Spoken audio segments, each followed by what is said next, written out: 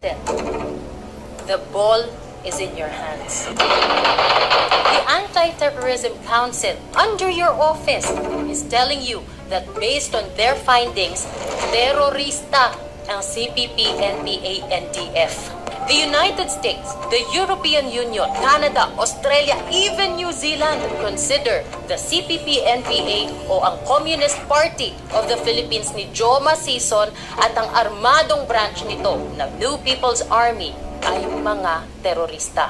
Pero para sa Makabayan Bloc, ito ay activism. Gago, di ba?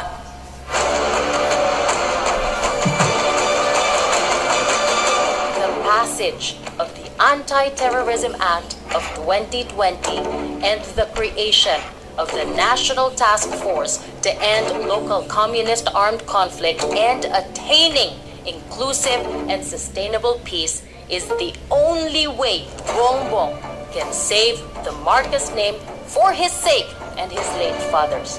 Now, to be fair, kay Duterte, the most consequential of his policies and the reason he is in The Hague right now is because of the war he launched. Bakit ko kinailangan banggitin lahat yan? Here's what they missed there. CJ Hero is one of the best active female news anchors in the Philippines today, turning the page on a remarkable career in pageantry, where she won essentially every beauty pageant she ever joined. She leverages her platform to address critical social and political issues. Beyond her role as an anchor, CJ also serves as a volunteer firefighter, demonstrating her commitment to community service. Of the 11 PGMN Rockstar anchors, CJ has thus far been the most viral on every social media platform. We are a new media company and we see that you guys enjoy our content and you learn a lot from us.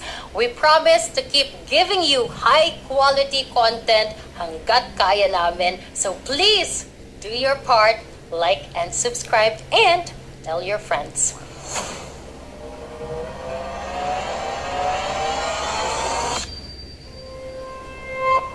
Midterm election is over.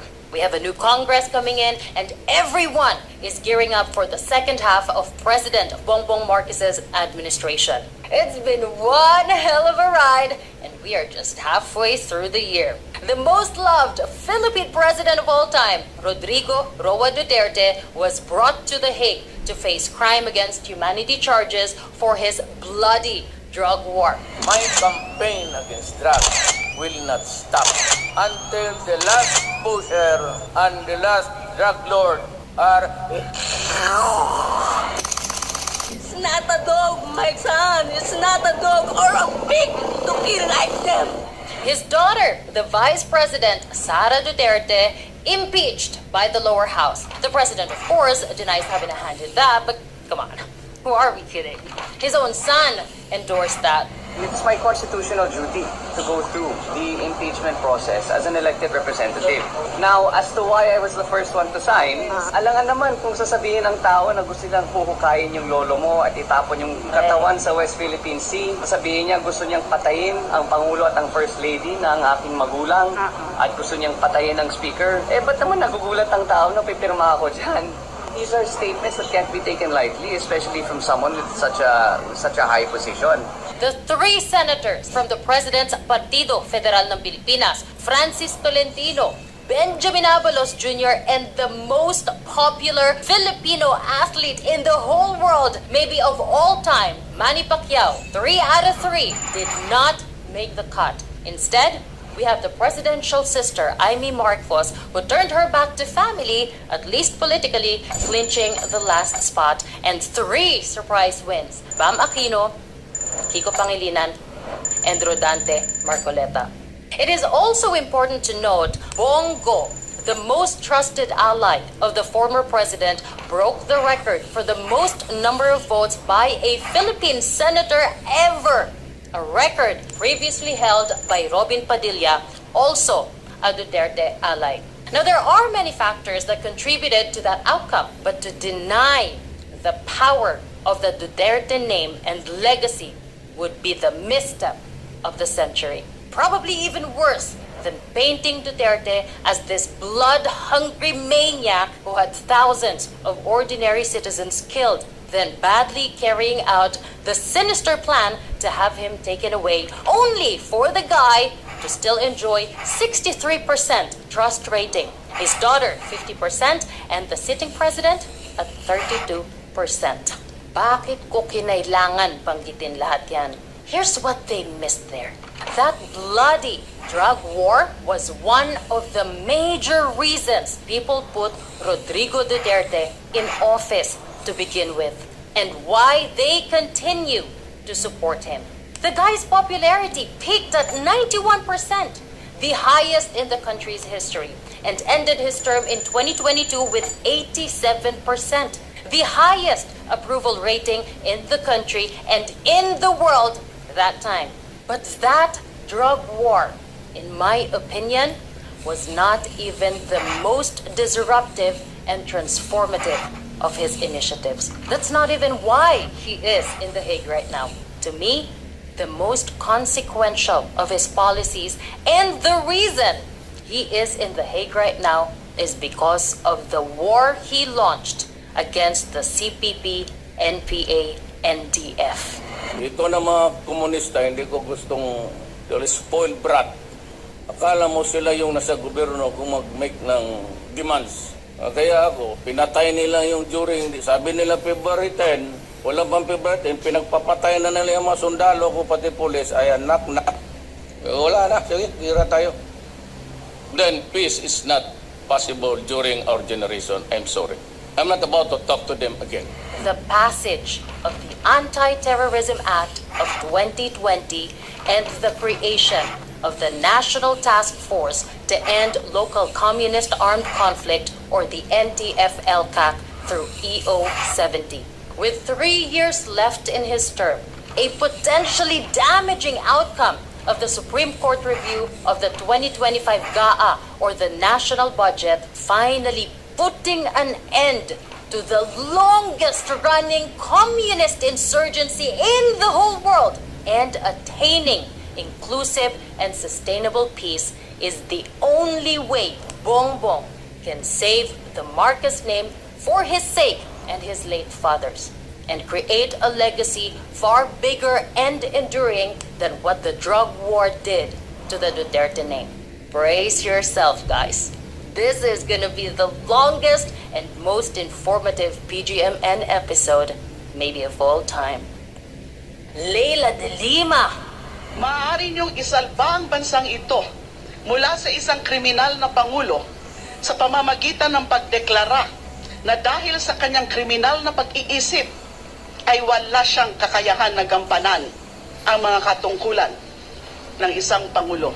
We all know her from the Liberal Party, dating senador at ngayon nanalong kongresista para sa mamamayang Liberal Party list. Well, she recently vowed to criminalize red tagging. And to be fair, hindi ito bago. Nung siya ay senador sa 18th Congress, she filed Senate Bill 2121 na naglalayong i-define at gawing krimen ang red tagging, at sabi sa bill, ang red tagging ay yung pag-label, pagtawag o pag-portray sa mga individual, grupo o organisasyon bilang state enemies, subversives, mga komunista o terorista.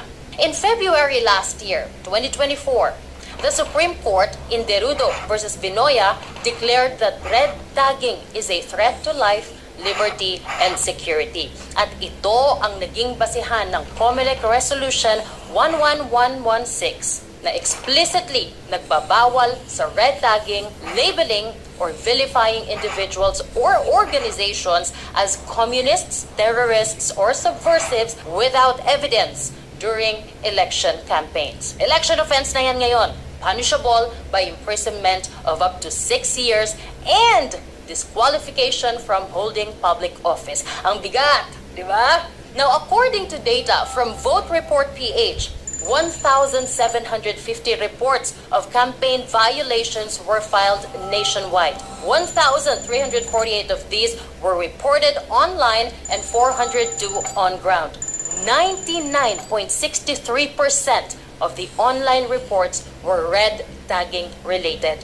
0.22% lang ang black propaganda o disinformation. On ground, 47.26% were about red tagging and only 10.20% were about black propaganda or disinformation.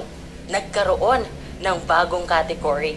As expected, ang daming reports that came from the Makabayan Block. It actually hurt our campaign. Dahil nakita naman natin how the resources of the government, how agencies like the National Defense, the PNP, the DILG, and other agencies of the government were being used to red bait the Makabayan Block.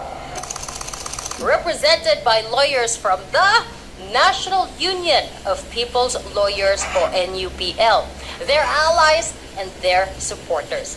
In fact, sinisisi nila ang red tagging, kaya daw konti na lang ang boto sa Makabayan Block at eventually, 2 lang ang seats na nakuha nila sa Kongreso. Do I agree with them? Hell yeah! Do I feel bad for them? Hell no. Kung titignan natin ang record ng Makabayan Block sa nakaraang 6 election cycles from 2010 collectively, the Alliance of Concerned Teachers, Bayan Muna, Gabriela, Anak Pawis, and Kabataan all got 3,218,176 or 10.70% of the votes, an equivalent of 7 seats. Their supporters grew in the next 2 election cycles, 2013 and 2016, where they secured 11.86% at 12.28% of the votes, respectively. Nadagdagan ng over 770,000 votes na maintain nila ang 7 seats. Tig-2 ACT Teachers at Gabriela, tig-1 ang Anak Pawis, Bayan at Kabataan.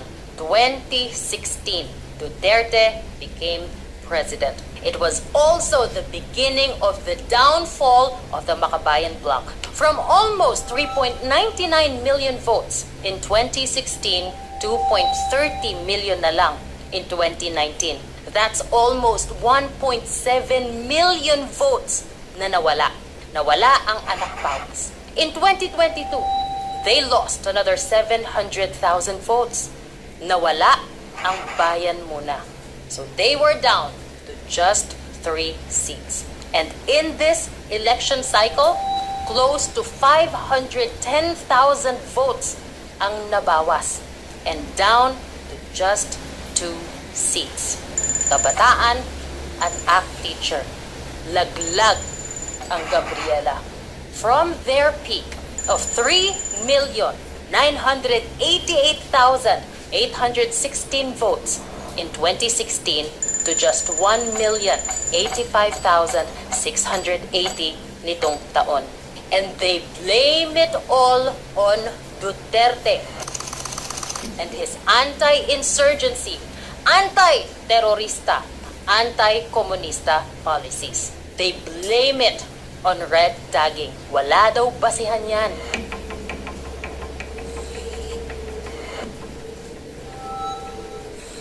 It cannot be denied that his call for armed revolution to attain social justice and national liberation continues to resonate with the current generation of Filipino, signifying that government has failed to address the social injustice that drives our people to take up arms. Ang tanong ko po, bakit hindi nyo na lang po diretsahang kundinahin ang CPP-NPA? Alam nyo po, yung mga kasapi ng CPP-NPA, mga kapwa Pilipino katulad natin, naghahangad din ng kabutihan ng ating bayan. Maaaring hindi tayo sang-ayon sa paraan ng kanilang pakikipaglaban. Kung ugat, kung bakit sila lumalaban ng pag-uusapan, tingin ko we have more in common than we have differences. Kaya para ho sa akin, dapat hindi sila tratuhing terorista, dapat hindi sila tratuhing kaaway.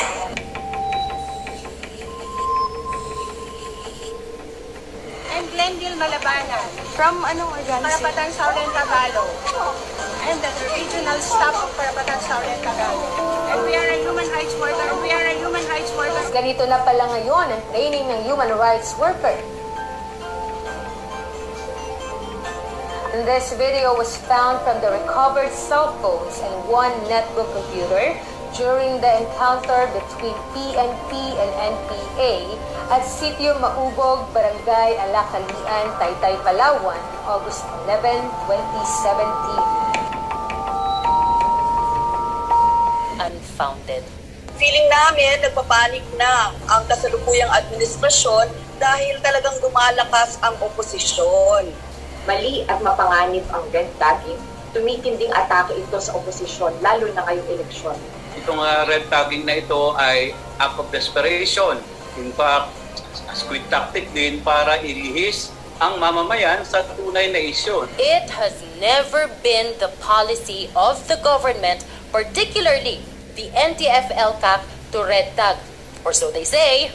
What they are doing now is exposing the lies, the deceit, yung panloloko ng mga legal fronts o kaalyado ng CPP-NPA o ang Communist Party of the Philippines at New People's Army. Itong mga legal fronts ng komunista, lahat yan, Makabayan, Bayan, Gabriela, we are not red tagging you. We are identifying you as members in a grand conspiracy comprising all the legal fronts that we have organized, headed by NDF. Ano ulit ang red tagging? Hindi lang yung direktang sasabihin na NPA ka, komunista ka. No. Even associating a person or a group sa mga komunista o NPA, yung sabihin mo nakaalyado sila o sinusuportahan nila ang mga yon, considered na red tagging. Now, in case hindi clear ito to anyone, the United States, the European Union, Canada, Australia, even New Zealand consider the CPP-NPA o ang Communist Party of the Philippines ni Joma Sison at ang armadong branch nito ng New People's Army ay mga terorista. Sabi ng US, this is because they engage in armed attacks, extortion, and assassinations. Nangyayari pa ba yan ngayon? You tell me. The Armed Forces of the Philippines condemned the NPA for its dastardly attack on the 20th Infantry Battalion troopers. The Armed Forces of the Philippines and the Philippine National Police are on continuous rescue and pursuit operations against the New People's Army in Mindanao, particularly in Region 11. Dalawang miyembro ng Citizen Armed Forces Geographical Unit of CAFGU ang patay sa pag-atake ng New People's Army sa Salapadan, Abra. Ano nga ba kasi ang gusto ng CPP-NPA? In the book Philippine Society and Revolution, sabi ni Joma Sison mismo, bureaucrat capitalism o yung kapag ang gobyerno na nagpapatakbo ng ekonomiya, ginagamit ng mga politiko para payamanin yung sarili nila at yung kanilang mga friends. Feudalism, o kapag yung mga makapangyarihang tao o yung mga mayayaman own the land and regular people like us work it to survive. Basically, mayayaman, tapos yung mga nasa baba, mahihirap na workers na nagbabayad ng tax. Sounds familiar? And finally, US imperialism o yung pag-impose ng Amerika ng power at impluensya niya over other countries, katulad ng Pilipinas, through economic, military, or political means for its own benefit. Ang pinaglalaban ni Joma, yung konsepto ng protracted People's War o yung pinahabang People's War para baguhin yung society natin. In other words, and according to the International Crisis Group, pabagsakin ang gobyerno ng Pilipinas in favor of a new state led by the working class. Pamamahalaan para patalsikin si Gloria Macapagal Arroyo. Nanawagan kami kay GMA na dapat na siyang bumaba sapagkat kapag pinatagal niya pa yung kanyang panunungkulan, mas maraming mamamayan ang magagalit sa kanya at baka siya ay lusubin na sa Malacanang at hilahin na siyang pababa. He has not been the president for all Filipinos. He has been a president for only a few. The rich, his friends, his relatives, he has been president to them, but not to the poor. Nagkaisa, lumalaban! nagiging malakas na talaga ang panawagan para sa mga mamamayang Pilipino na umaklas at lumaban at hindi pumayag na ang rehimeng US Duterte ay patuloy na pahirapan, pagsamantalahan at patayin ang kanyang mamamayan.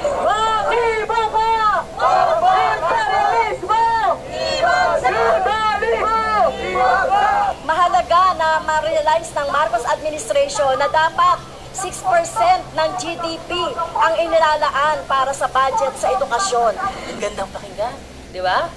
And if said with so much feeling, so much conviction, magagalit ka talaga. Kaya nga, ang target na i-recruit to the NPA ay yung mga mahihirap, mga magsasaka. Ang pangunahing pwersa ng revolusyon ay magsasaka. Ibig sabihin, kikilos mo magsasaka, mapalalawak mo sa revolusyon at hahawak ng sandata kung sila inaapi sa lupa. Kasama, wala po tayong maaasahan kay Presidente Rodrigo Duterte. Ang mga tagutubo, ang mga magsasaka, patuloy na magkakaisa at depensahan ang kabuhayan kahit kami ay pinapatay ni Duterte at kami ay magpapatuloy sa paglaban at magpapatuloy sa pagkikibana. Tagaliblib na lugar na hindi naaabot ng serbisyo ng gobyerno. Mga tribo na nasa kabundukan. Yung IP, kailangan din kasing ma-recruit kasi kailangan ng NPA, ng mga warriors mula sa IP kasi sila yung may alam doon sa kabundukan. Sila yung may alam sa terrain. Sila yung may alam sa kondisyon doon. Nilalapitan namin yung mga leader nila o kaya yung mga dato nila, no? Kinakausap namin. Tapos yun yung kinukumbinsi namin na makiisa sa kilusan. Pinapalaki namin yung issue nung IP, lalo doon sa usapin ng claim nila sa ancestral domain. Halimbawa, mayroong mga logging companies o kaya mining companies na pumapasok sa area ng mga IP pero sinasabi namin na yung buong kalupaan na andun yung mga IP, yan yung magiging scope ng operation ng mining companies or logging companies. Kaya yung mga IP, napapaniwala namin sa linyahang gano'n na sa totoo, isang lantarang panluloko yun sa mga IP para ma-agitate sila at sumama sa amin doon sa tinatawag naming armadong pakikibaka. The end goal is to recruit them into the movement para labanan ang gobyerno. Sa anong paraan? In February 1971, pinulong ni Joma yung CPP-NPA Central Committee members para pag-usapan na atakihin yung Manila Rally ng Liberal Party na lumalaban kay Marcos. Julian and John, we don't have to wait for these revolutionary leaps in the process of historical development. But we can create the situation ourselves. Maliit pa lang yung movement. So, how can we create that parang revolutionary tide, yung elections, Nationalista versus Liberal Party. This was 1971. Anyway, sabi niya, the Liberal Party and the Nationalista Party are like two sides of the same coin. They are both parties of the elite. They are both parties of the ruling class, our enemy class. So kung pagawain natin to, it will benefit the revolution as a whole. Supposing may mangyaring incident sa yung meeting de avance ng isang partido, mag-aaway yung dalawa. So pag nag-aaway yung dalawang nag-aharing uri na partido, it will weaken the ruling class as a whole and hasten their downfall. The Liberal Party will accuse the Nationalista. Nationalista Party naman will adopt repressive measures against the Communist Party because tayong i-blame yan. And the greater the repression, the greater will be the resistance. Lalong yun ang mag-create ng revolutionary leap in the process of historical development. Because the greater the repression by the government, dadami ang rebelde. Ang goal nun, i-provoke ang gobyerno ni Marcos na mag-impose o magpatupad ng mas strict na peace and order policies para maramdaman ng tao yung panggigipit ng gobyerno at makakuha sila ng simpatsya para dumami ang sumali sa NPA. On August 21, 3 CPP-NPA members ang nagbato ng granada sa stage ng Liberal Party rally sa Plaza Miranda na ikinamatay ng marami sa nag-o-oppose kay Marcos. All our other companions in Plaza Miranda that night have suffered. But as I said, aside and apart from all that we have undergone, it is really our people and our country that have suffered the most. I will never forget Plaza Miranda. Plaza Miranda is the port of last resort. Kaya't sa aking pagtingin, itong nangyaring ito is a very great blow to democracy. The Liberal Party blamed Marcos. Marcos said it was the NPA, and he responded by suppressing leftist political activity and suspending habeas corpus. Bawal na ang magrally, bawal na ang mga aktivista at hinuhuli yung mga pinagsususpetsahan na may link sa CPP-NPA. Mission accomplished. Yung kinakaharap po ng buong hukbong katihan at ng sandatahang lakas ng Pilipinas sa baba ay hindi po military problem. It's a political problem. Hindi po ako nag-NPA dahil sa sundalo. Nag-NPA po ako dahil sinabi sa akin na mga politiko ay magnanakaw, kaya walang kalsada dahil nananakaw ng politiko ang pondo para sa kalsada. It's not because of them. It's because of the politician. Ang sakit lang ng katotohanan, ma'am. Wala akong pinatay kahit isang politikong magnanakaw. Bakit ako pumapatay ng sundalo? Wala naman kasalanan yung sundalo sa akin. Hindi ko nga kilala.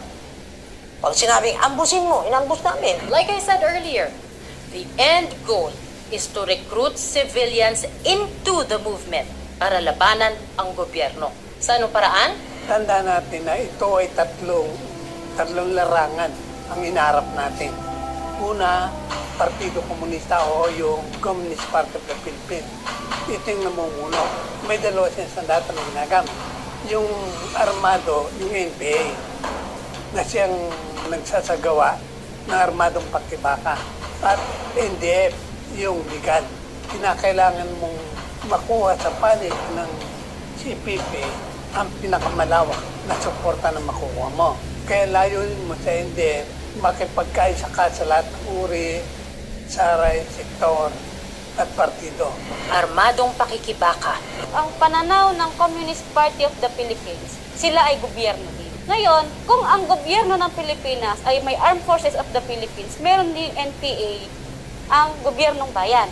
Na sila naman yung nakikipagbakbakan sa pwersa ng pamahalaan, sila'y nagiging instrumento para durugin ang pwersa ng pamahalaan. Extortion o pangingikil. Number one na kinuha namin ng mga pera sa mga kontraktor. Lahat ng kontraktor doon naman na hindi magbibigay sa amin, sinunog namin yung mga equipment nila. Number two, mining. Lahat ng mga mining skill doon sa area ko, mula sa small scale hanggang sa medium scale, hanggang sa mga big scale, lahat yan nagbibigay sa amin. Kasi may mga putas sila bawat planta. Bawat planta nila, sa mining plant nila, may putas sila na 50,000 per quarter. Yan ang malaking kita talaga sa NPA sa lugar ng Davao del Norte. Number 3, itong mga mayari ng mga bus company. Yung mga bus company doon sa lugar ko, lahat sinulatan ko yan. Pag ayaw kayo magbigay sa amin, sunugin ko yung lahat ng bus nyo. Magtatrabaho sa lugar ko. Kaya dapat yung mga agribusiness, yung mga mayari ng mga plantation, pinapagputol namin sa mga labor groups, mga saging. Pangalawa, yung plano na nag-i-spray doon sa mga banana plantation, pinagbabaril namin yung plano.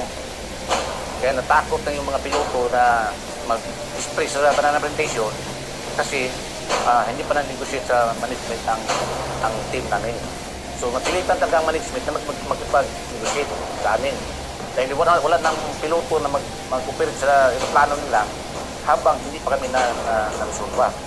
So ganun ka purisyo sa mga banana plantation yung ginawa ko. Saka ikalima yung mga maliliit na mga negosyante na. Ang masama rito, pati yung mga maliliit na mamamayan natin, yung kanilang revolutionary tax, kinukutungan pa nila. Doon sa permit to campaign, lahat ng mga politiko, kaibigan man ng NPA, alyado ng NPA, o kalaban ng NPA, lahat sila magbigay. Hindi kayo makapasok sa teritoryo kung hindi kayo magbigay ng pasyunang bayad. May mga tarifa sa mga konsihal, 10,000 yung bawat isa. Mayor, mga 50,000. Pinakamalaki doon sa mga sa Congress, 500,000 hanggang 1 million. Gobernador, 150. Halimbawa, may isang politiko na mas mayaman din. Hingihan namin kahit 2 million pa rin. May experience kami nga 2 million, 3 million hiningi namin. Now, kung gusto mong manalo ka, magpaalam ka rin kung gusto kong kung tutulong ba sa iyo ang NPA na gamitin yung organisasyon nila para support sa iyo. Sabihan na nila, bay, i-introduce ka namin sa mga masa namin na ibigay namin sa inyo yung boto sa kanila, sa inyo, yung boto nila. All in all, mga pag-inad natin yan, more or less mga 1 billion a year ang nakukuha ng NPA dito sa kanilang extortion activities. At ambush o assassination. Mabuhay ang Partido Komunista ng Pilipinas! Mabuhay ang bagong hukbong bayan! Sabi ng isip ko, ang sasamahan nila. Hindi pa ni alam na may pamilya yung mga tao. Gusto pang bumalik ng mga taong nagpupunta doon. Gusto lang nilang magkaroon ng peace. Ba't ganun? Ngayon, nawala ng ama yung anak ko. Kawawa naman.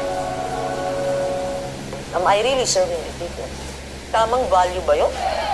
This is all about greed for power and money. I am a terrorist. I am a terrorist. Kung ang business model mo is to agitate people sa pamamagitan ng paghahasik ng lagim to keep people poor o lalong pahirapan ang mamamayan para magalit sila sa gobyerno, para dumami ang sumapi sa grupo mo, you are not doing this for the people. You are doing this for the same despicable reason kung bakit nasa gobyerno ang karamihan ng mga politiko na ayaw natin para sa pera at kapangyarihan. They are no different from the corrupt people in government that we all hate. Except, sila mas masahol pa. Kasi maliban sa humaharang na sa progreso sa mahihirap na lugar para panatilihing mahirap ang mga mamamayan, kumukotong na nga. Parang yung mga buhaya natin sa gobyerno ngayon, naninira pa sila ng mga kagamitan, naninira ng mga pasilidad. Buti pa pala, yung mga corrupt na nagbabakbak lang ng maayos na kalsada.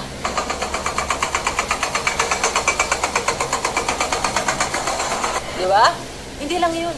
Umapatay pa sila ng mga sundalo at sibilyan. All while pretending fight for the poor and the underprivileged. Yung mga naaapi. Gago, di ba? Ang strategy nga is agitate the people. Nagpa-practice kami ng 3M. Makinig, makiramdam, makiangko. Nakikinig ka lang sa tao. Pakiramdaman mo lang sila. Ano yung papakiramdaman mo? Ano pa problema nito? Galit ba ito kay kapitan? Galit ba ito kay mayor? Saan siya galit? Sa aspeto ng gobyerno. Tapos angkupan mo lang yun. Ang taong galit, yun gusto. Ang taong gutom, madaling galitin. So kailangan mong galitin at butumin ang sambayan ng Pilipino para hindi siya nag-iisip, para madali siyang sumunod. Pero dumating talaga sa punto na umuyaw na ako sa NPA. Kasi yung ang propaganda nga kasi ng NPA, ma'am, na tutulong kami sa bayan, wala naman akong nakita. Wala akong isang tao man lang na may turo na ito, ang sabi ng NPA na magserbisyo kami para sa bayan. Ito ang ginagawa naming kabutihan. Wala akong may turo na kahit isa man lang. 56 years. The longest communist insurgency sa buong mundo. An estimated 40 to 43,000 people have died. Ibig sabihin, 2 tao ang namamatay araw-araw since 1969. Mga pulis, militar, at NPA combatants. Hindi pa kasama dyan ang mga sibilyan. Hindi pa kasama dyan ang 4-month-old baby na napatay ng NPA during an ambush sa police convoy sa Bukidnon that this baby's family is not even part of. Nagkataon lang na may naunang convoy sa kanila. Ayun, patay. The human cost is too much. Widespread displacement, mga taong lumilikas para hindi madamay sa gulo, economic stagnation sa mga lugar na pinamumugaran ng NPA. Ito ang iba't ibang anyo ng terorismo. Yung mga na-recruit ng mga members ng Bakabayan, Anak Bayan, and so forth and so on, kinasuitan nyo ba sila na, kasi gobyerno na rin kayo because you became elected officials, are you ready to disown or denounce them? Having joined the NPA na lumalaban sa gobyerno. Ito, pakpakan ito, pumapatay ng mga sundalo, nag-extort ng pera sa mga negosyo, sa mga kanayunan. Pareho tayo, we're the same boat practically. But what I'm trying to say is, kami, immediately when they defected, we consider them as enemies because they became enemies of the state. Now I'd like to ask you point blank, do you share the same sentiment regarding your members or former members who sabi nga na sumampa doon sa NPA para makipaglaban na gamit na armas? Mr. Chair, definitely we do not consider them as enemies. Do not consider them as enemies. Kasi pumapatay sila ng mga taong gobyerno, ng mga mayors, they are engaged in rebellion, Mr. Chair. They are conducting or committing an illegal act.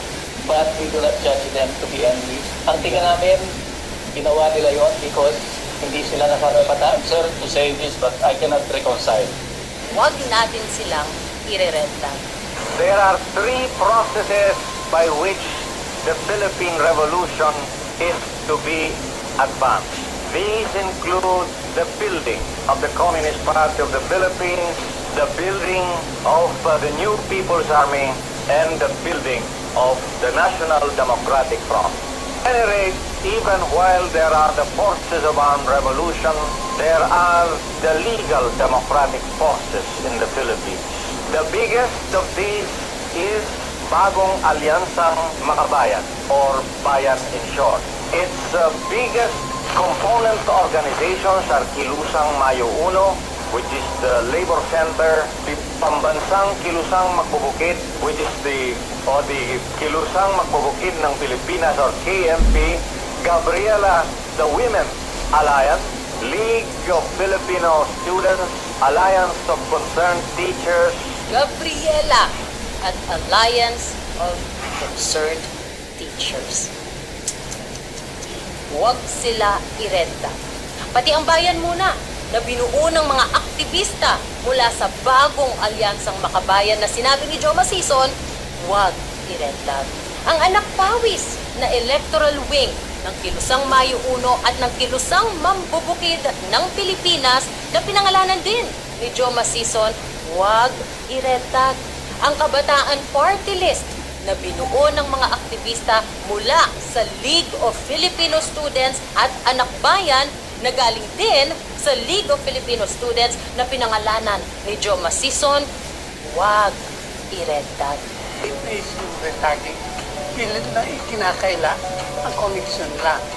So sa pamagitan ng legal na organisasyon, nakapag-kukumpit lang. Hindi basta mahuli. Pero ang mga pinamahal yan, milyon-milyon, taon-taon kumukuha sa gobyerno yan. Yan ang sinasabi na sa pamagitan ng paglahok mo sa electoral target, nagiging liiti mo yung mga organisasyon. Ang NDF ay mahalagang ingredient to destabilize the government. Si Joma Sison mismo ang nag-link sa mga grupo sa ilalim ng National Democratic Front sa CPP-NPA. Hindi yan nagsimula sa NTF-ELCAC. Hindi yan nagsimula kay Duterte. At hindi lang limited sa mga grupo na yan ang infiltration ng CPP-NPA.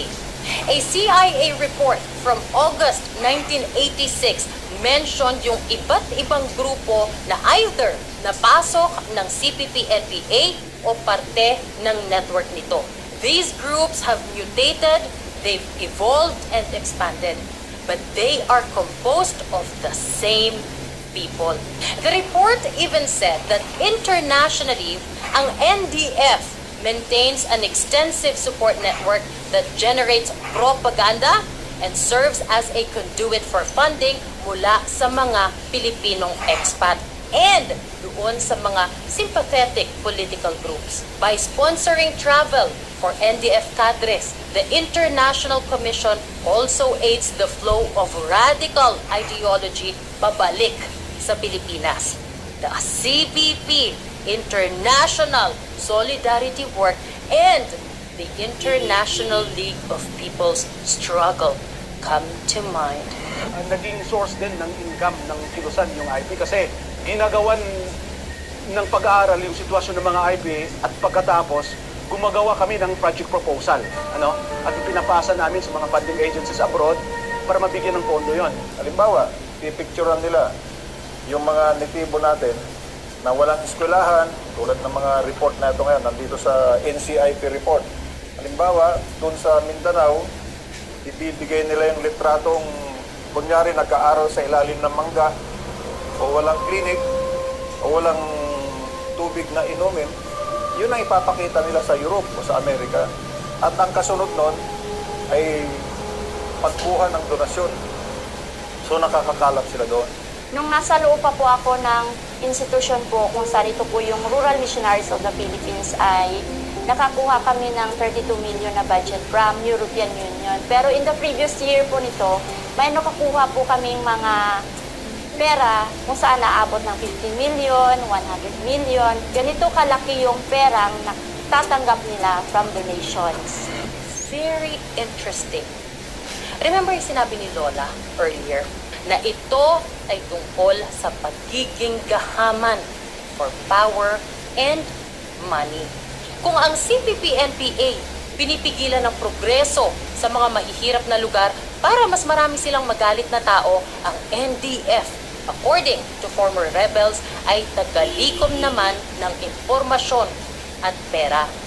Sila ang taga-legitimize ng narrative na mahirap ang Pilipinas. Maraming human rights abuses sa Pilipinas. Mapangikil ang gobyerno ng Pilipinas. Walang press freedom.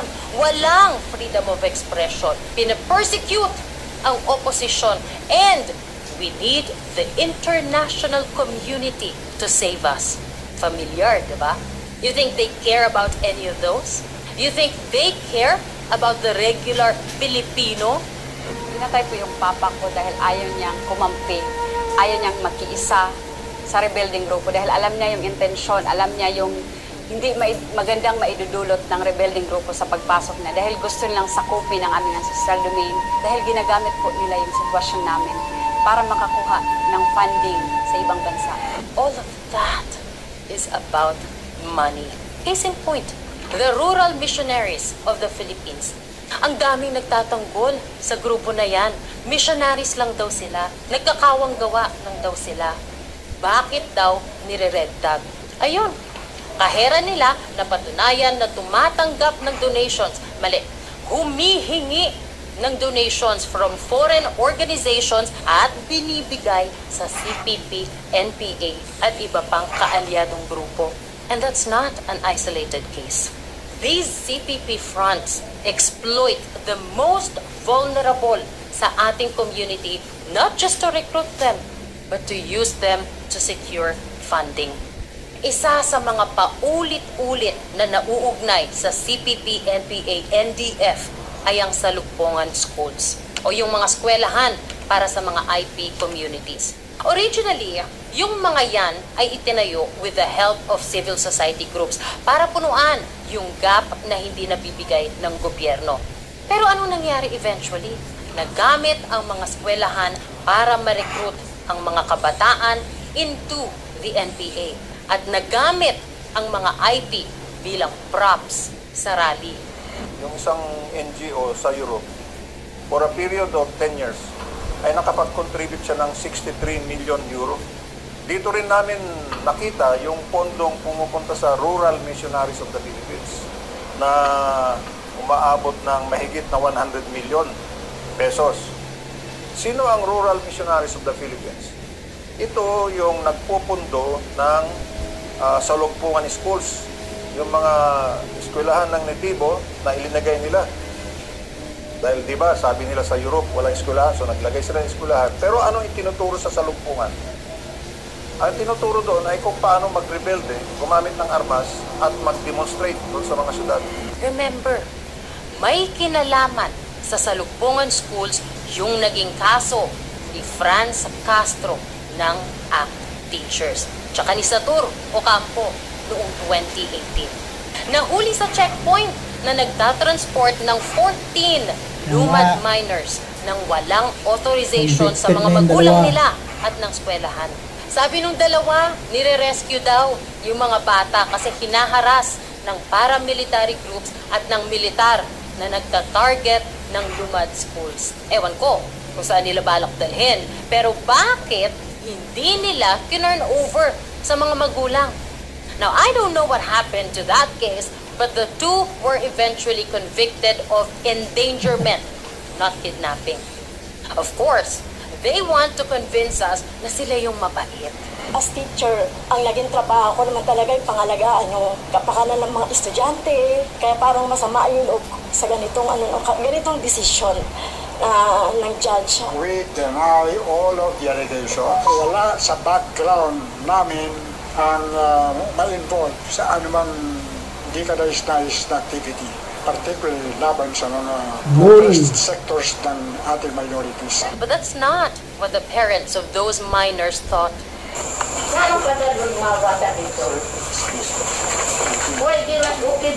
Kung di mo sa ang NGOs, wala'y kasama sa bukid. Ang iyang anak ay may kabaluan niya. Ang iyang anak, kabutan niya nga ako niya. Kara musulog po dito, nanay gira. Kay pamakiw ninyo ang mga dato. Mauna nga mo, ayaw na kami sa inyo.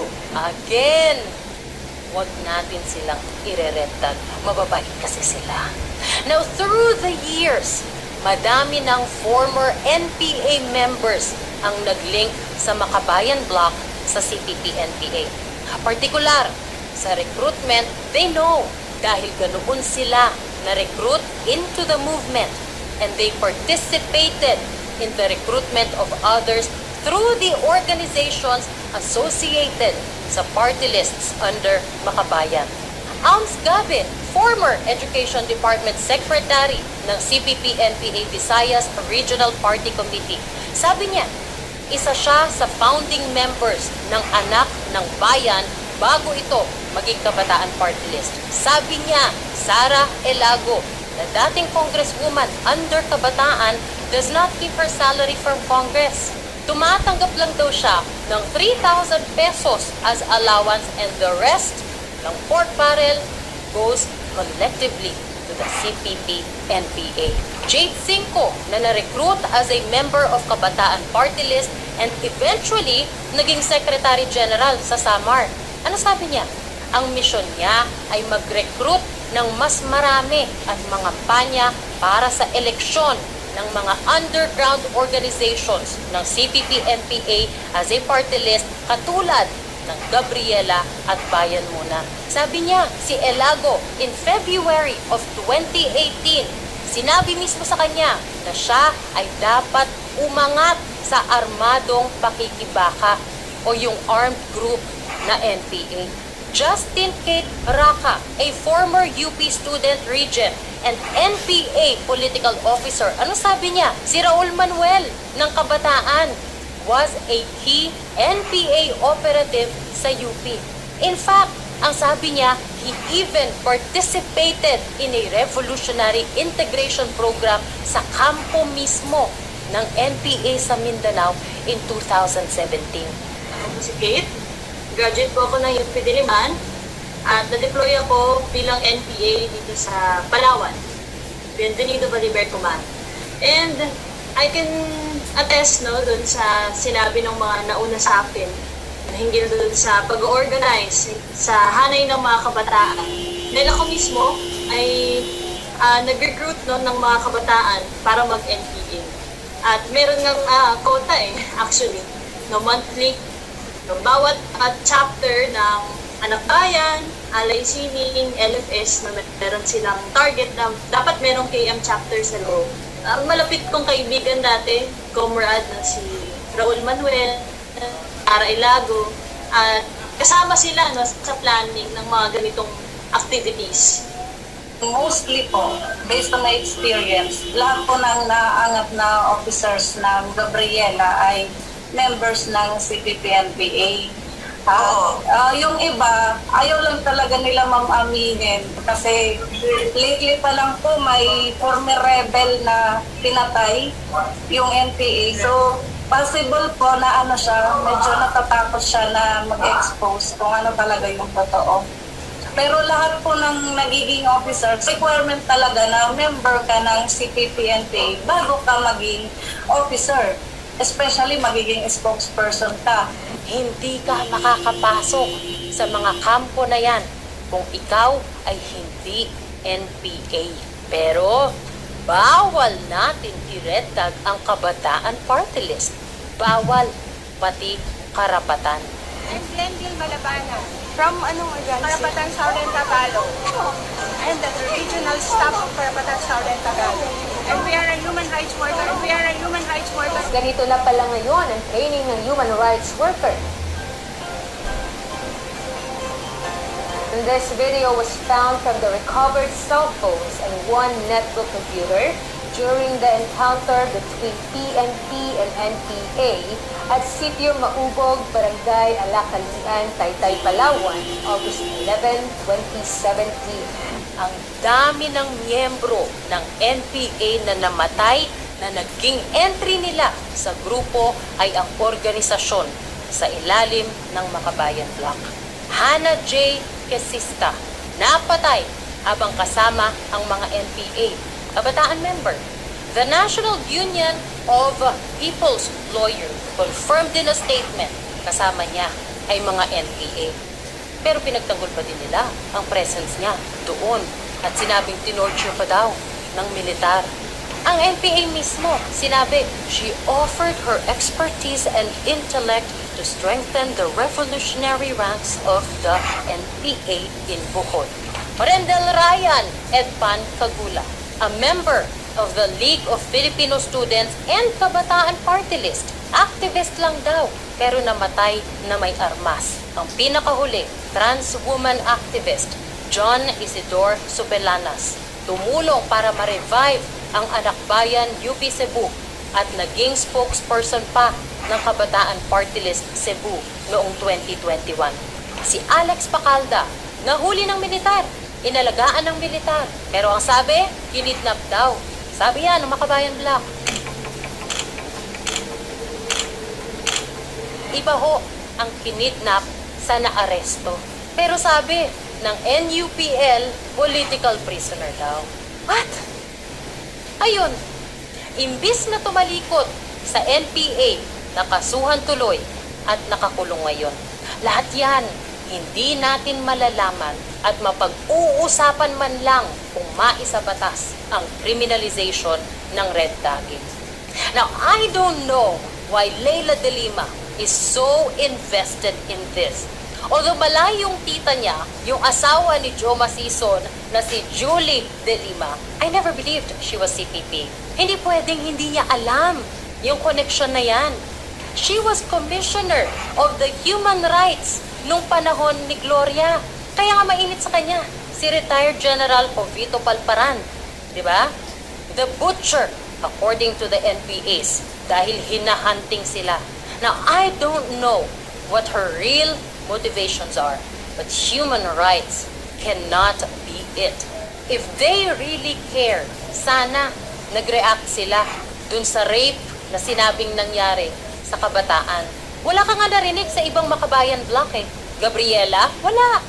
Nabasa niyo ba yung sinabi ng kabataan? Pinalayas lang, tinanggal lang sa kanilang grupo. Kung alam nila na may ganoong nangyari, at matagal nang nangyari 3 beses daw, bakit walang nag-report sa polis? You think yan ang nag-iisang kaso ng rape sa loob ng organisasyon? Madami na ang iba pang mga former rebels na na-recruit galing sa Gabriela, na-recruit galing sa kabataan, nagahasa sa loob ng kilusan. May narinig ba tayo? Wala. And you think they care? Dahil kung human rights sa konteksto ng communist insurgency ang pag-uusapan, hindi dapat mawala o baliwalain ang boses ng mga biktima at ng mga dating rebelde na nagsasabi ng kanilang karanasan. Katulad ni Arian Jane Ramos. Ang sabi nila, truth-telling is not a crime. It is about national security. It is high time that the government will realize, will recognize na ito po ay hindi problema lang sa electioneering, hindi ito problema ng politika. Problema po ito ng sambayanang Pilipino against the violence of the Communist Party of the Philippines. Siyempre, yung mga kaalyado ng mga terorista, magugustuhan talaga na gawing krimen ang red tagging. What's next? Buwagin ang NTF-ELCAC. In fact, nagsisimula na nga sila na gawin yan. Palabutin ang anti-terror law. Ang implementasyon siya ng patakaran na isang tabi ang peace process, no, na sa aming paniniwala, no, bilang makabayan, ay yun yung tanging paraan para sa mapayapa at pangmatagalang solusyon sa armed conflict. So habang nandiyan po yung NTF-ELCAC, barado po ang landas na yan. Sa totoo lang naman, kung may peace talks in place, mawawala na po ng silbi ang NTF-ELCAC. Kung ang kapayapaan ay kayang maabot at makabit sa negotiating table sa pamamagitan ng isang political statement, bakit pa kakailanganin ang isang NTF-ELCAC? Bakit kailangan pa gumastos ng 19 billion para dito? Nagawa na nila yan sa RA 1700 or the Anti-Subversive Act of 1957, which outlawed the Communist Party and its armed wing. Bago pa nagkaroon ng Marcos, may ganyan na. At sa ilalim ng batas na yan, subversion o yung pagpapabagsak sa gobyerno from within is a crime. Kahit yung affiliation o yung pagbibigay ng suporta sa grupong komunista, krimen. But this was repealed by RA 7636 nung panahon ni Ramos, na decriminalize ang subversion at pinasok, binuksan ang pinto for democratic reforms and peace talks. Kaya nga dumami yung mga grupo sa ilalim ng NDF after ni Ramos. Ang problema, it became a cycle of ceasefire. Kunwari, for peace talks, tapos may aambushin. Ceasefire na naman for peace talks, pero nagre-replenish lang pala ng tao at gamit. Ambush ulit. We see that peace negotiations are another form of legal struggle, which is possible to be used by the revolutionary forces in order to advance the revolutionary armed struggle and the revolutionary mass movement.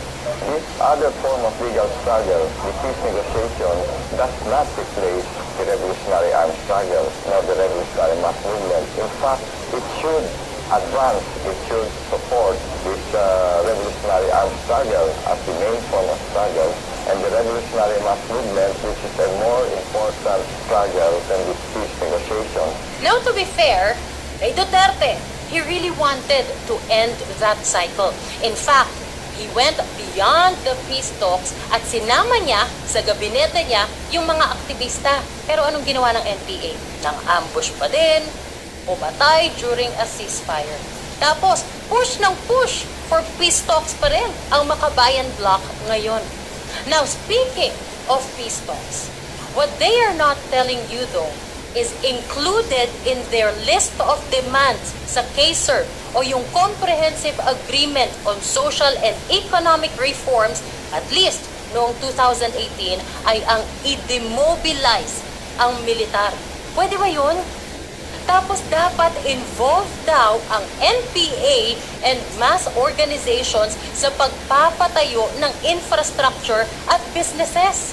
Samantalang ngayon, hinaharang nila ang mga infrastructure work, lalong-lalo na kapag hindi sila nabigyan ng revolutionary tax. I-share daw nila yung kanilang skills, yung knowledge at manpower nila.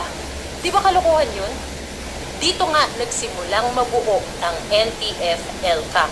At sino ang nakapirma bilang legal consultant ng National Democratic Front? Attorney Edre Olalia, head ng National Union of People's Lawyers. NUPL, the same organization na kinabibilangan, mataas pa nga ang posisyon niya, ni Attorney Chrissy Conti. Same organization na kasama ng Makabayan Bloc representatives na nagsampa ng mga reklamong red tagging sa COMELEC. Pero bawal irekta, bawal questionin ang link o ties nila sa CPP-NPA. Kahit na palagi silang lawyer ng CPP-NPA cadres, mga rebelde na nahuhuli. May remedies naman sa red tagging. Mag-respond ka. Sabihin mo, hindi totoo. That in itself is a solution. May mga batas din tayo sa paninirang puri. Kasuhan mo. And if your life is in danger, may remedies din ang korte para dyan. Criminalizing it will only benefit the CPP, NPA, NDF. May narinig na ba kayo na ang CPP, NPA, NDF o kahit yung mga Makabayan Bloc na yan, may narinig na ba kayo na may kinasuhan sila ng mga dating rebelde na tinuro sila at yung link nila sa CPP-NPA?